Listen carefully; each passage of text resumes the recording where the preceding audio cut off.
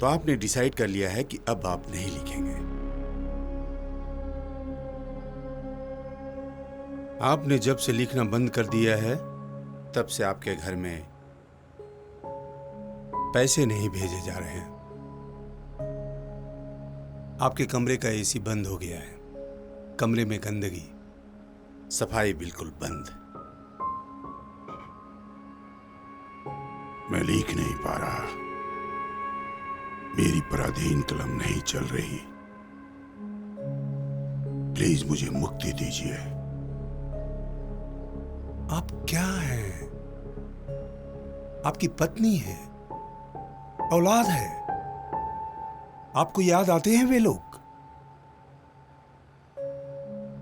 पैसों की किल्लत में जिंदगी जी रहे हैं वे लोग, और आप एक स्वार्थी जैसा अपने बारे में सोच रहे हैं। तो नहीं बताइए, मैं अभी तक जिंदा हूं। लेकिन ये सच नहीं है। 6 महीने पहले ही आप मर चुके हैं।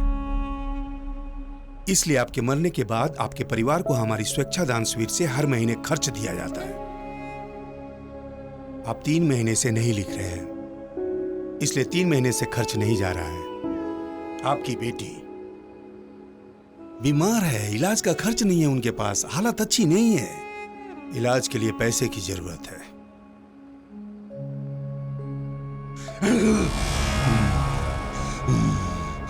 इलाज नहीं होने से वो मर जाएगी।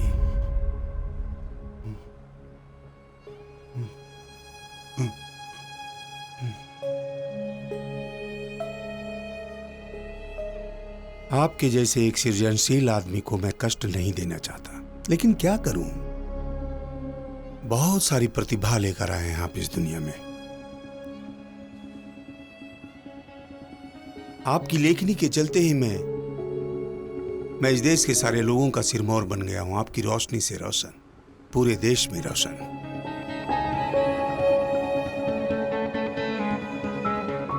अगर आप मेरे कहे मुताबिक चलेंगे तो मैं आपको सर कहकर संबोधित करूंगा।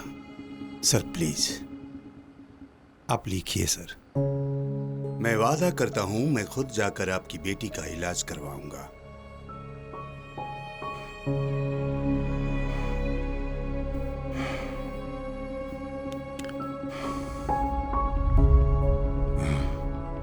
मैं लिखूंगा, लेकिन एक प्रार्थना है। मैं दूर से ही सही एक बार बेटी और पत्नी को देखना चाहता हूं। ठीक है, आप लिखना शुरू कर दीजिए। मैं आपकी मांग पूरी करने की कोशिश करूंगा। खालिदी साहब, लेकिन एक दिन सच सभी को पता चल जाएगा। लेकिन तब तक लेखनी की दुनिया का राजा तो मैं ही रहूंगा। 10 साल, 15 साल, 20 साल बाद क्या होगा, ये सब नहीं सोचना चाहता हूं मैं वर्तमान पर राज करना चाहता हूं। 10 साल बाद वाला दिन भी लेकिन आज जैसा वर्तमान होगा। समय गतिमान है।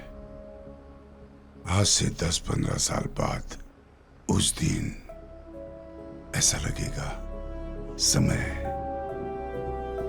हवा मिठाई है।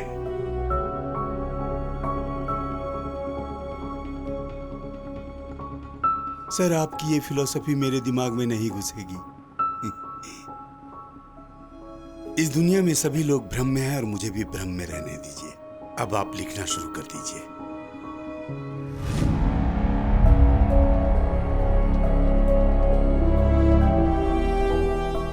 सर,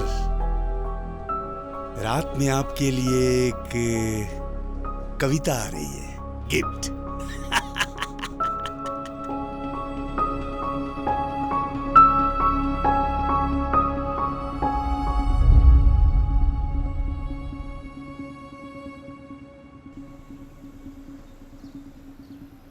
वो मेरे बारे में जांच पड़ताल कर रही है। क्यों?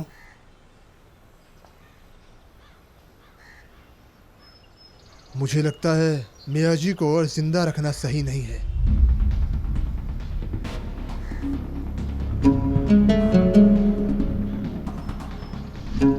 चार 5 उपन्यास लिखवाकर मार दीजिए।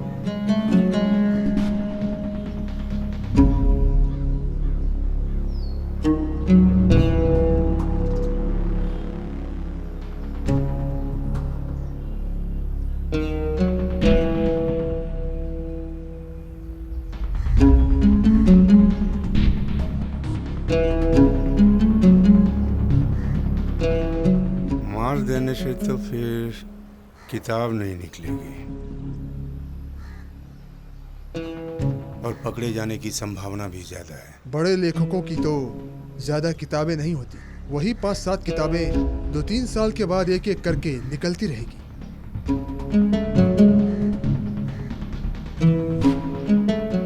राइटर का इमेज लेकर ही तो आप नॉमिनेशन करना चाहते हैं। दौलत, शोहरत, रुपये, पैसे और सम्मान सब तो आपके सामने है, और आपको क्या चाहिए? मियाजी को बचा कर रखने से सब कुछ हमारे हाथ से निकल सकता है। क्या करेंगे अभी आपके ऊपर है।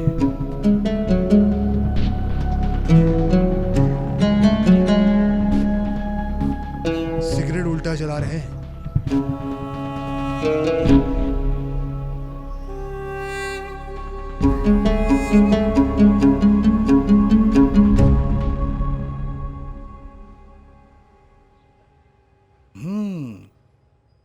ज़्यादा टैलेंटेड होने से दुनिया में बहुत समस्याएं हैं, वो तो मैं ही अंदर अंदर महसूस कर रहा हूँ। ये देखिए, इकबाल मियां जी, उनके पास ज़्यादा टैलेंट होते हुए भी उनकी ऐसी हालत, मेरे जैसा।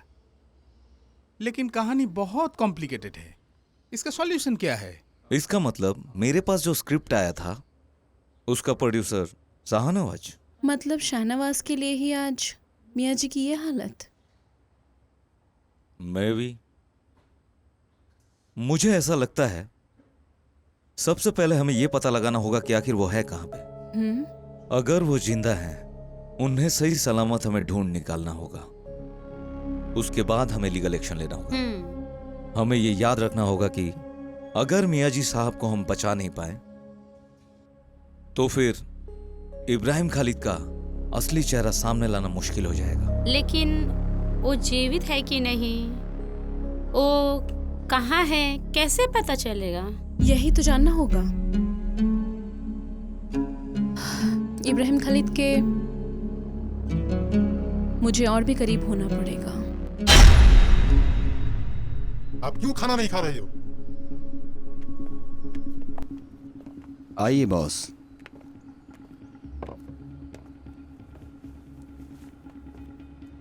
सर, कहाँ तक लिखे हैं? आपको आपके परिवार को नहीं दिखाया इसलिए गुस्से में है? आई एम सॉरी, कान पकड़ता हूँ।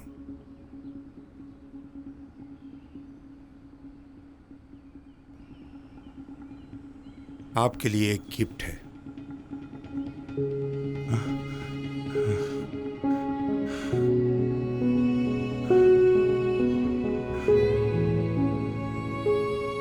Please please.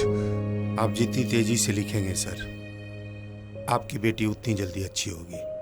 जितना अच्छा लिखेंगे वे लोग जल्दी अच्छा होंगे, उन्हें ज्यादा पैसे मिलेंगे। प्लीज मुझे उन लोगों के पास ले चलो अब प्लीज। बच्चा है क्या? और एक मरा हुआ आदमी अपनी बीवी और बच्चे से मिल सकता है क्या? 6 साल पहले आप मर चुके हैं, क्यों भूल जाते हैं सब? खालिदी साहब, मनुष्य का सुख और दुख दोनों बराबर बराबर हैं।